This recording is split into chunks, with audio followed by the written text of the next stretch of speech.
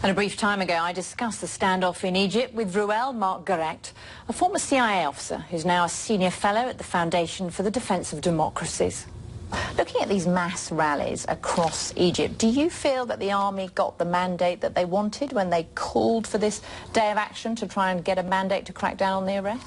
Well, I suspect that General al-Sisi would be satisfied with almost any demonstration that came out on his behalf. I think it's pretty clear the military wants to crack down on the Brotherhood. They need as much popular support as they can get for that, and I think for good cause, because I think the Islamists probably represent still a majority of the population. The military is probably backed by a minority of the population. But isn't this a very risky strategy for the army when the country seems so divided?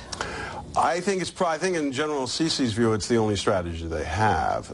Once they made the decision to pull off the coup d'etat, then I think they really can't allow the Brotherhood to keep Egypt basically in a state of permanent contest. So I think their objective is to try to intimidate the Brotherhood. Obviously, they're trying to intimidate former President Morsi. Well, what do you make of these charges that he conspired with Hamas? Is there a danger they'll just be seen as trumped up by supporters of... Well, I think they are trumped up. I mean, they're from 2011. Obviously, everyone's known about this for quite some time.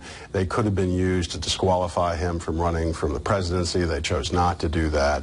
I think it is pretty clear that this is really a means for them to try to intimidate the leadership of the Brotherhood. Do you see the Muslim Brotherhood as being down but not out? Well, they're certainly, at the moment, politically down. I don't know whether the leadership of the Muslim Brotherhood is going to be able to handle this well. It's entirely possible that it will fall apart. It's an old, calcified leadership.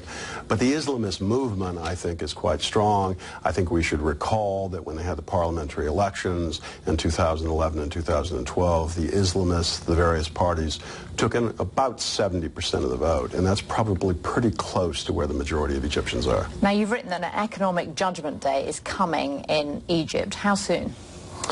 I don't know. It depends how much cash the Saudis throw at this issue. The Saudis have a strong distaste for the Muslim Brotherhood, for its popular Islamism.